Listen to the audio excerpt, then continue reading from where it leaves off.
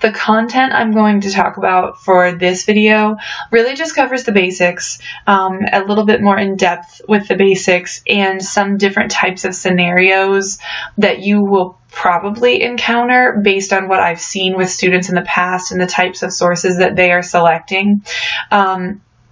So if you have any questions, I think a lot of the times the questions come from, I'm not sure what information is required for the source that I have. So if you have questions about that, of course you can always email me, but then just what I would encourage you to do in addition to watching this video is to flip through the MLA in-text citation portion of our textbook, because then you will know that based on the type of source you have, there are different types of in-text citation styles that I probably won't cover in this video. Okay, so some of this stuff I am going to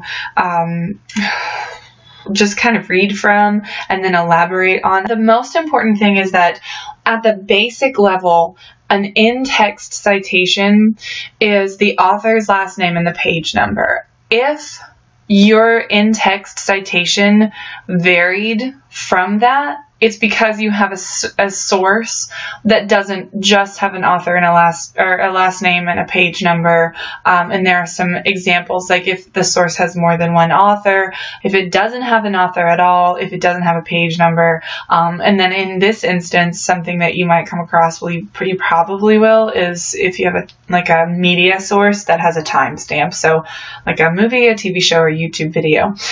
Just to back up one level, what is an in-text citation and what is the purpose of them?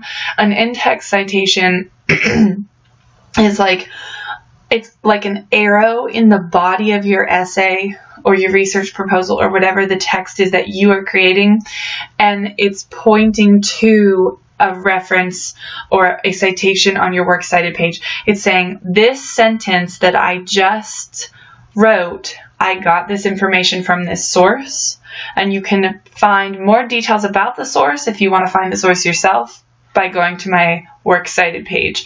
That is the point of an in-text citation.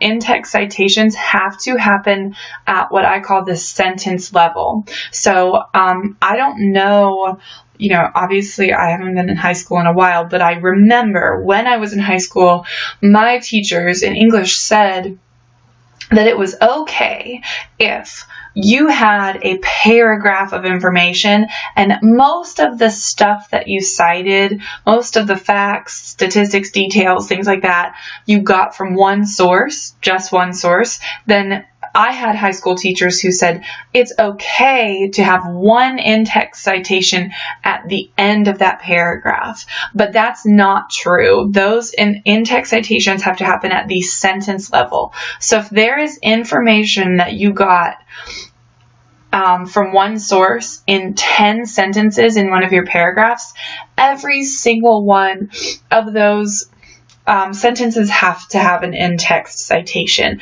And this is the number one way that we avoid plagiarism, especially unintentional plagiarism. So if you are worried about that, make sure that you're using your in-text citations.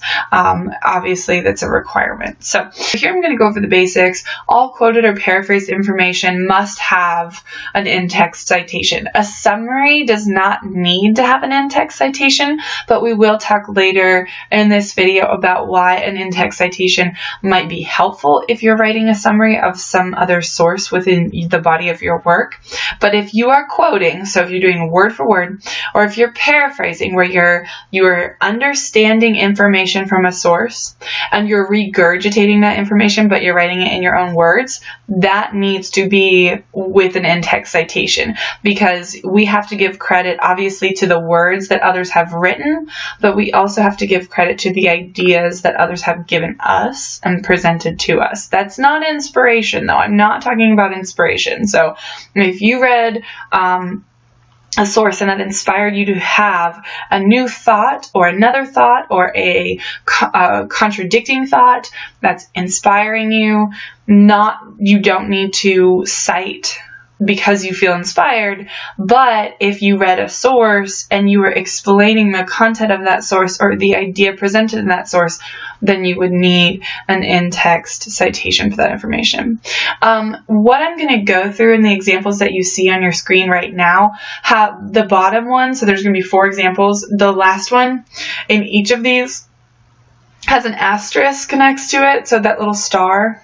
And that just means that if you have a source that does not have page numbers, sometimes if you choose to incorporate the author's last name in that signal phrase, which I'll explain in just a second, then you might actually not have a parenthetical citation. So when I talk about parenthetical citation versus in-text citation, I'm saying in-text citation is anything in the sentence that's pointing to your Works Cited page citation.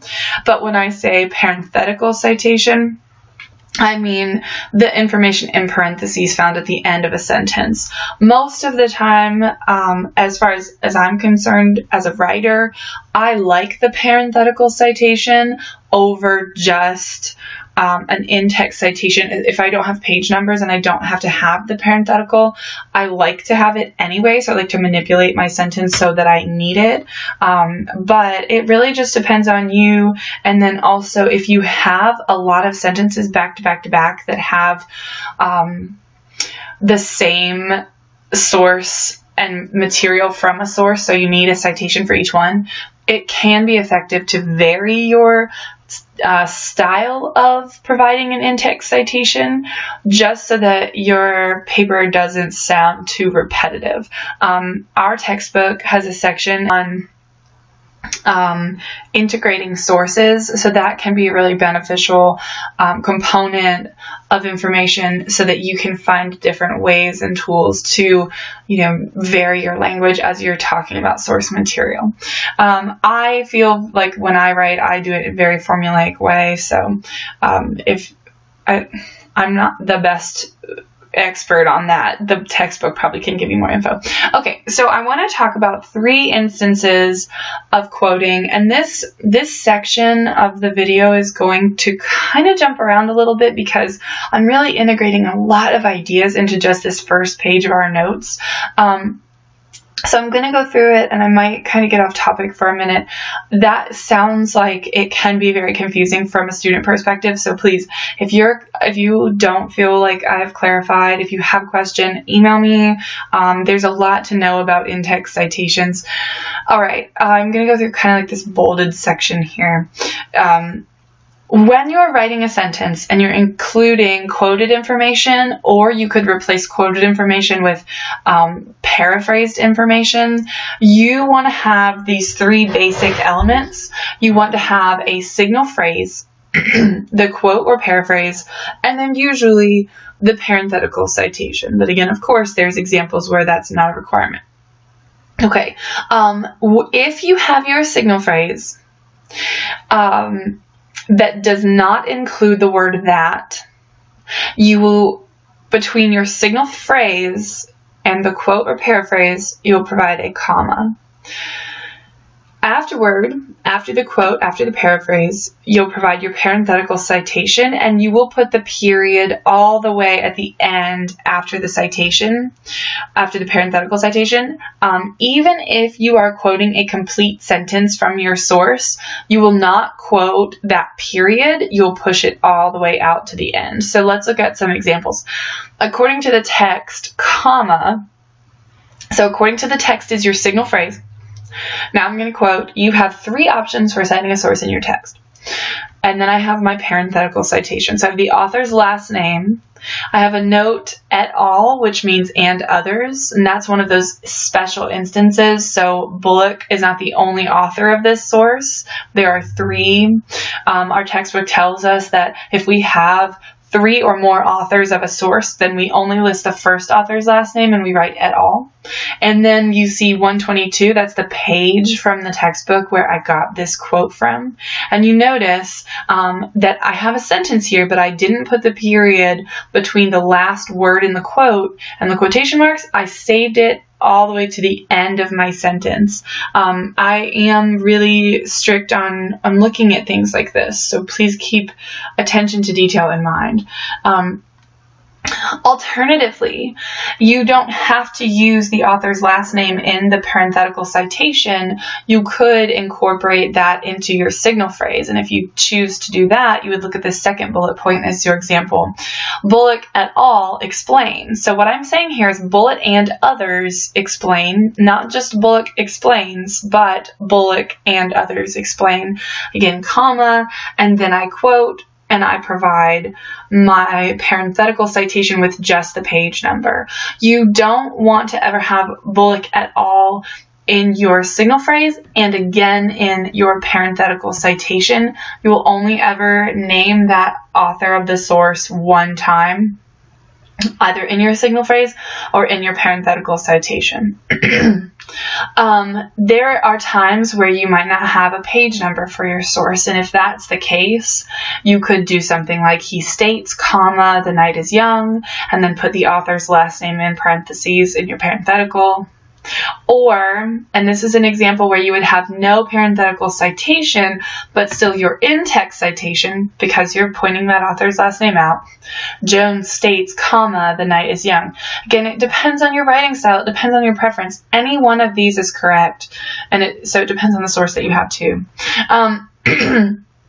Another way that you can vary integrating quotes and paraphrases into your work is by, instead of using a comma to separate the signal phrase and the quote, you can use the word that. It has to obviously sound grammatically correct. Some examples include the text reminds readers that you have 3 options for citing a source in your text. Bullock et al. Explained that you have 3 options for citing a source in your text.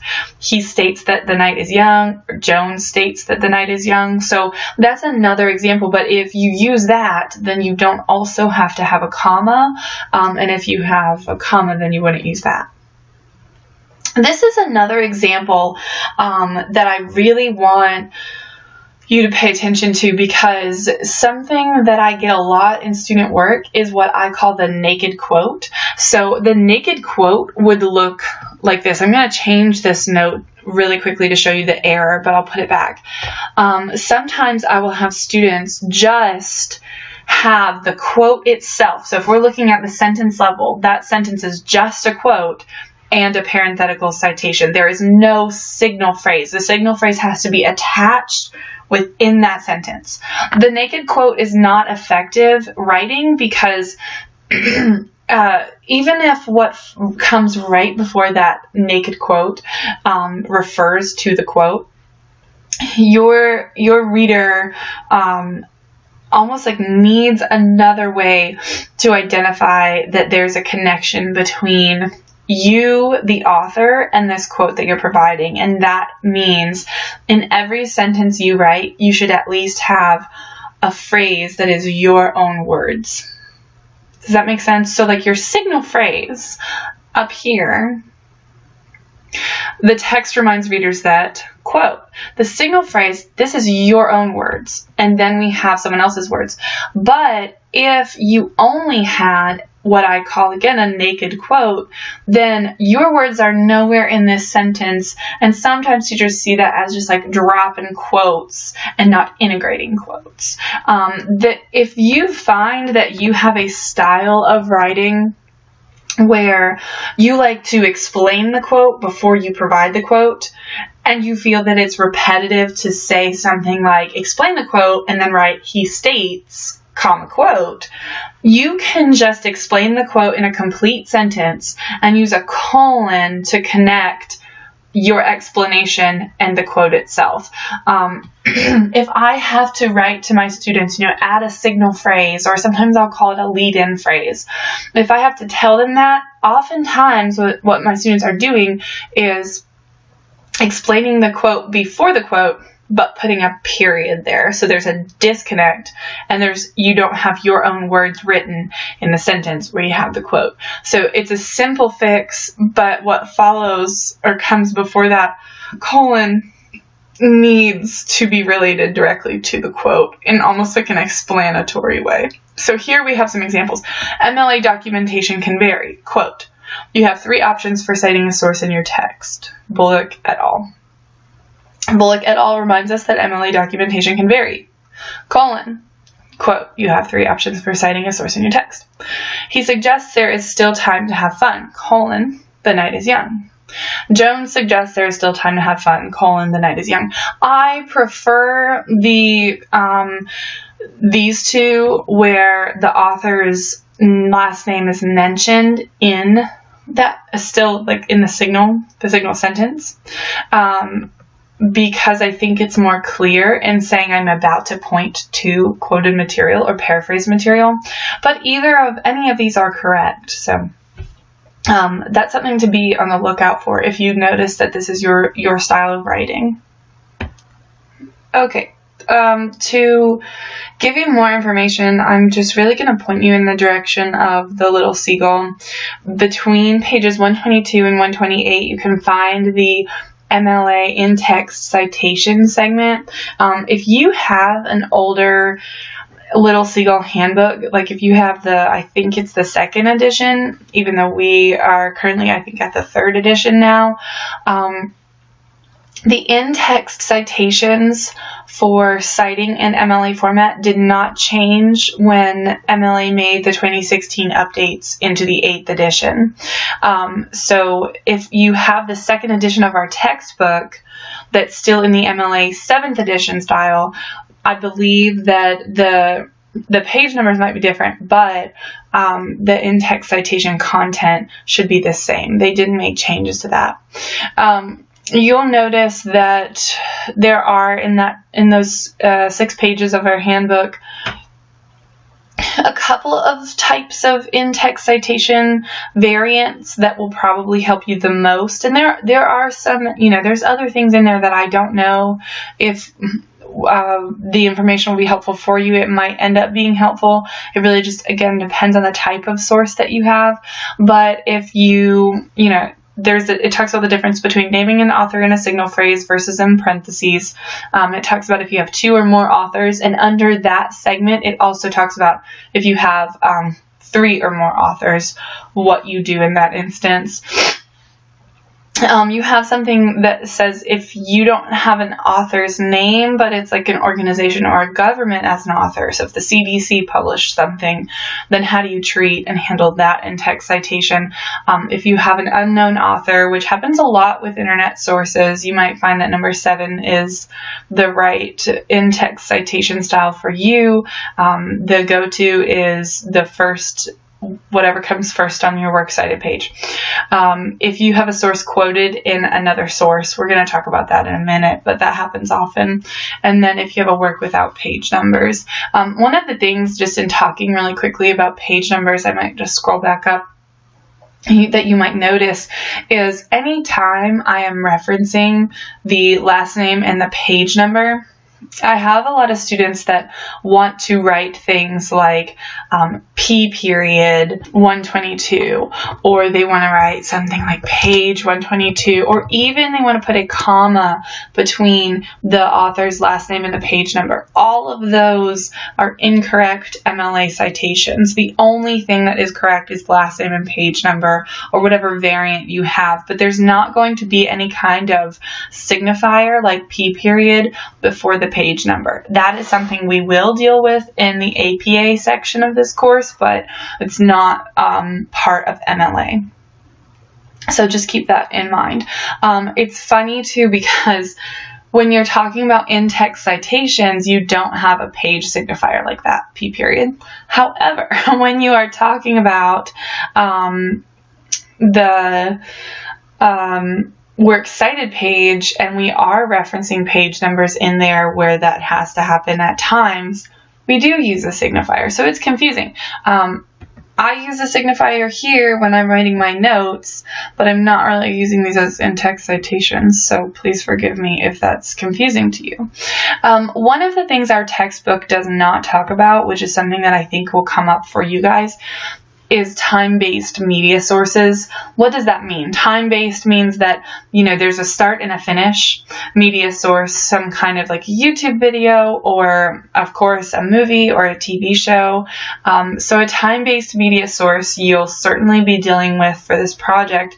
What you do is give the timestamp instead of a page number. It's like giving a page number, but it's a timestamp. So if you're quoting or citing information from a particular segment of your movie or TV show, or if one of your sources is like a documentary or a YouTube video or something like that, then you would provide the timestamp from either, if it's just a couple of seconds, you might be able to get away with just providing that original timestamp, right when the information starts. But if you're summarizing a scene, or if you are quoting from maybe someone giving a speech, then you would just provide the range of that dialogue or that scene. So if you're thinking about that, you'll notice that timestamps are formatted like 2 numbers, a colon, 2 more numbers, a colon, and 2 more numbers. And that refers to the seconds, and then the minutes in the middle, and then the hours on the left side. So right side seconds, left side hours. In this instance, we have a timestamp that tells us the information was found at 1 minute and 20 seconds. In this instance, we have a timestamp that tells us the information was found at 15 seconds. And then in this instance, we have a timestamp that tells us the information was found at 2 hours, 31 minutes, and 55 seconds. I have some examples down here, and you'll just notice that you see the timestamp range. 15 minutes and 20 seconds to 15 minutes and 50 seconds. And then I've incorporated the title of the show here because that is something that you do if you're citing a specific episode, you'll have the title and then the timestamp. Whereas here I have the title, but I've used it in part of like my signal phrase and not in my parenthetical citation. If you are quoting, not quoting, if you are just kind of describing a general concept that happens in multiple scenes, but you're not specifically referring to any one particular part of your movie or TV show, then you do not need a timestamp. That would be in an instance like, maybe you're talking about lawyers and you notice them filing papers, but you're not really talking about any one instance of them filing papers. You don't need to write a timestamp down. However, if you are quoting from your show or movie, then of course you would have to have a timestamp because that comes at a particular time. And then also, if you're describing a scene that is a segment of that movie or show. So if you're talking about the opening scene where all the authors are walking into the building together, authors' characters are walking into the building together, then you would put a timestamp for that specific thing. And that's really, I think it's logical in why you would do that. But all of these in-text citations just help your reader know exactly where to go to find the information, whether they want to read it for themselves or watch it for themselves, whether they want to fact check your work, or whether they want to do their own research. It's just helping you be as credible as an author as possible. All right, so a hypothetical scenario that a lot of my students encounter and always wonder, what do I do? I'm just going to read through this, and I want you to, kind of contemplate the right answer as I'm talking about it, but I'm not going to do anything like weird, like children's videos where you pause and wait for you to respond. So if you want to think about it, then pause the video on your own at some point when you feel it's appropriate. All right, so you're reading an article titled "The Gatekeepers of HR," written by Maria Pescaro. In Pescaro's article, you come across the following statement by Trevon Jones: "Really, we are the ones who decide who is hired or not," from page 7 of the article. So in your paper, you want to cite Trevon Jones' statement from Pescaro's article. Which of the following citations is handled correctly? And there's 3 options that I've given you here. According to Pescaro, really, we are the ones who decide who is hired or not, 7. According to Jones, really, we are the ones who decide who is hired or not, 7. According to Trevon Jones, really, we are the ones who decide who is hired or not. QTD in Pescaro 7 or quoted in Pescaro 7. Let's talk about each one of these individually, and then I'll give you just like a blanket quick answer. The first one says, according to Pescaro, we have the author's last name, right? So we have the source and we have the author's last name, and then we see 7 at the end, and that's the page number. As far as this citation is concerned, it's done correctly. But I don't think that it's necessarily done ethically. I think it's misrepresenting the source because it makes it sound like this quote here is Pescaro's idea, but it's not.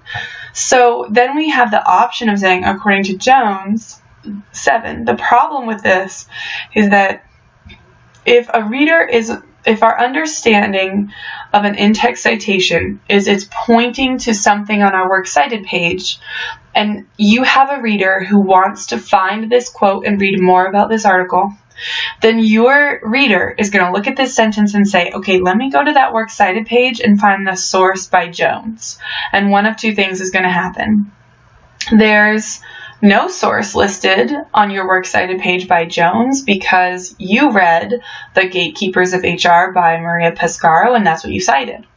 Or the alternative is you have a source randomly, it's just a coincidence, written by someone Jones, and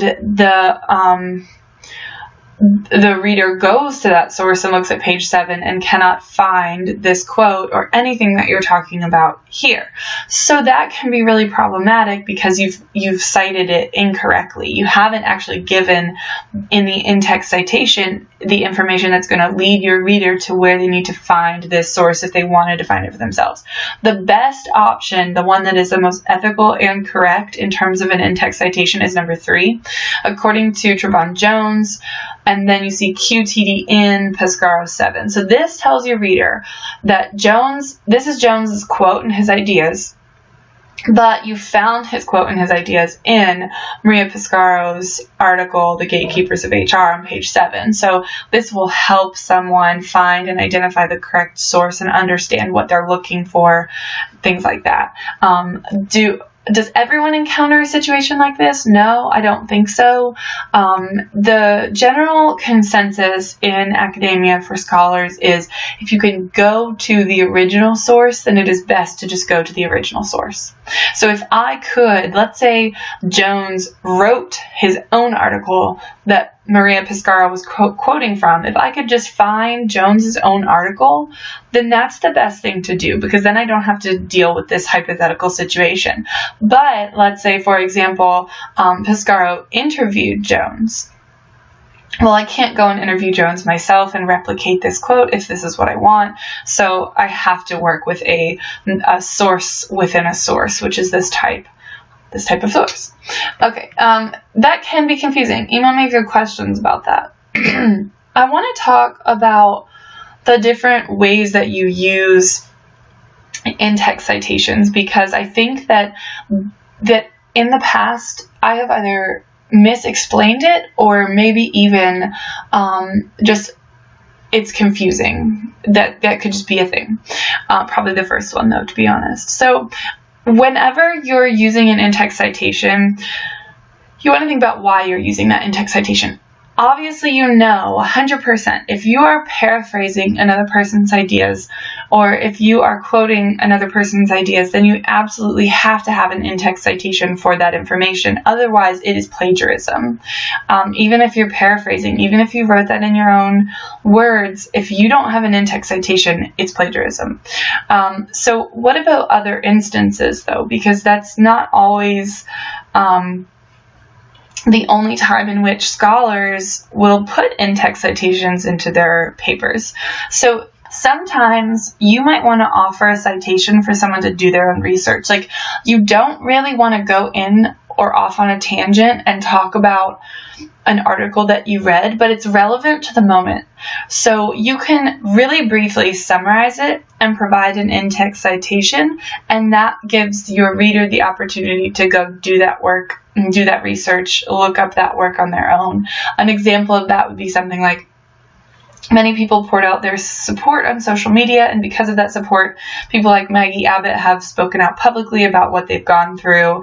And then you would insert a citation for some source that maybe links the reader to Maggie Abbott, or a list of people like Maggie Abbott, where the author could, or the reader could, do their own research for themselves. So if you're kind of just referencing something really quickly, but you're not going to spend too much time on it, then maybe consider providing an in-text citation. In this example that I just read, there's no quote, there's no paraphrase. It's just really kind of a quick reference or a note to someone else.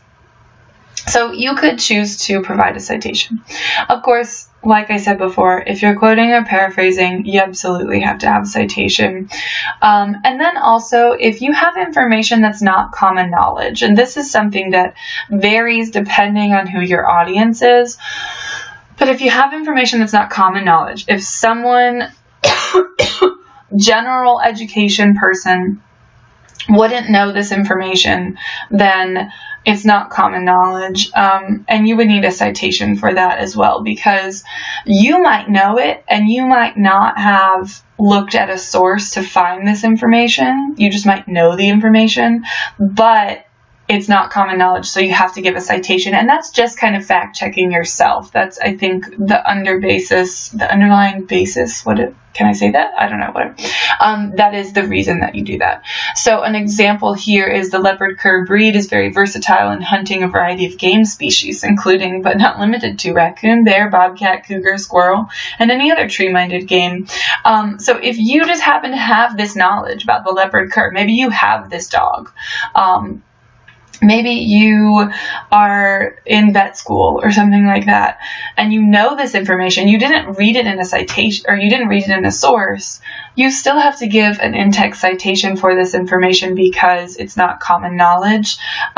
The concept of common knowledge can get really, really gray. If you have a question about whether or not this is common knowledge, please email me. But I guess just do like an everyday person test. Would an everyday person know this information? Once you get further and further into your studies, so like if you go on and pursue a master's degree or something like that, you might be writing to your peers, and your peers might have way more knowledge than a general audience, in which case then you would have to you wouldn't have to provide as many in-text citations for things, because those things they are common knowledge to the experts who you're writing to. If that doesn't make sense, let me know. Send me an email. All right, so this is my last page for these notes. So we're wrapping up, we're almost done. But my reminder for you is that the Works Cited page has almost all of your answers when it comes to in-text citations. I'm going to do some highlighting on this page, because what I need you to know 100% is an in-text citation is always, always, always going to point to whatever is that source it's coming from on your Works Cited page. If your in-text citation is not done correctly, it's not going to point to that source. So when I'm looking at your papers, if I'm grading, I'm going to find all of your in-text citations and write down all those names. Or if it's an instance where there's not an author's name, I'm going to write down the title that you've cited, or whatever it is, government, author, whatever. And I am then going to go to your Works Cited page, and I'm going to check and make sure that the citations I see on your Works Cited page have been added as in-text citations in your paper. And I'm also going to make sure that whatever in-text citations are in your paper, I can find a corresponding citation for that source on your Works Cited page. So if you used a source to inform your ideas, but did not quote, paraphrase, reference in any way that source, then the source should not show up on your Works Cited page, because there wouldn't be an in-text citation in your paper. If you talk about a source in your paper, no matter how briefly and no matter how quickly, it needs to have an in-text citation, and it needs to have a citation on the Works Cited page.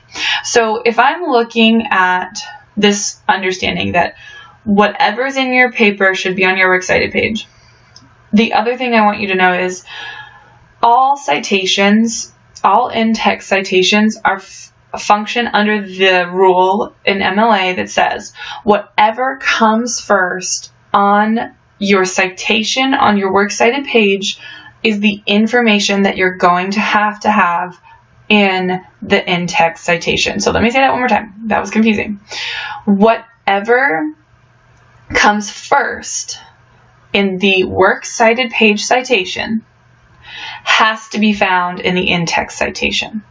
And then there may be other things you have to include, like a page number or a timestamp, but whatever comes first has to be in that citation.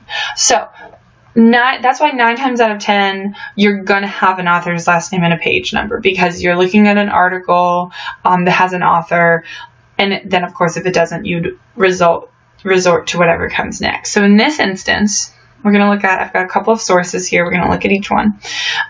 Roger Ebert wrote a review of An Inconvenient Truth, which was directed by Davis Guggenheim, and it's from rogerbert.com from 2006. You can find the URL here, and this is the date that the student accessed it. So it's looking like it's an online source. There's not going to be any page numbers. So if I'm looking at this, I need to make sure that anytime, as I'm grading, anytime the student has talked about this review, there is an in-text citation of this last name. Okay, that is what should be associated with this source. Then we have our next source. John Gowdy wrote an article, looks like a scholarly article because it's from a journal. It's got a page range, so I know that I should be looking for an in-text citation with Gowdy as the last name and the page number, whether it's from one page or multiple pages, but a page range between 27 and 36. That's what should be associated with the in-text citation for this source. Here I have An Inconvenient Truth. I understand that this was directed by and performed by these people from Paramount in 2006, so I know I'm looking at a movie. I don't have an author's name, but again, remember that rule. Whatever comes first on your Works Cited page is what corresponds to your in-text citation. That means that whenever my student here is quoting or paraphrasing from the movie, then I need to see this movie title reflected as an in-text citation. And then I would also, I'm just adding this here, this wouldn't be part of your citation, but I would also need to see that timestamp again if the information was specific to one part of the movie. Okay, here I have a book written by Marcel Leroux. It's called Global Warming, Myth or Reality, The Erring Ways of Climatology. I think as students get deeper and deeper into in-text citations, sometimes they think the in-text citation has to have the title. But again, the only reason you would use the title is if you didn't have an author, or if you had two authors or two works by the same author, but your textbook can tell you about that. So here we've got last name. On my citation, on my Works Cited page, there's no mention of a page number, but it's a book. So I'm assuming as an instructor when I'm grading that this book has page numbers. So if you're paraphrasing or quoting information, then I would assume that you would also need to give me a page number in your in-text citation as well. So I'd be looking for something like Leroux 35. Finally here, I have Milken. I noticed this phrase et al., which tells me there's multiple authors. So when I'm looking at those in-text citations, I'm going to be looking for Milken et al., saying there's more than one author. And then it was written on page 63, so I'm going to be looking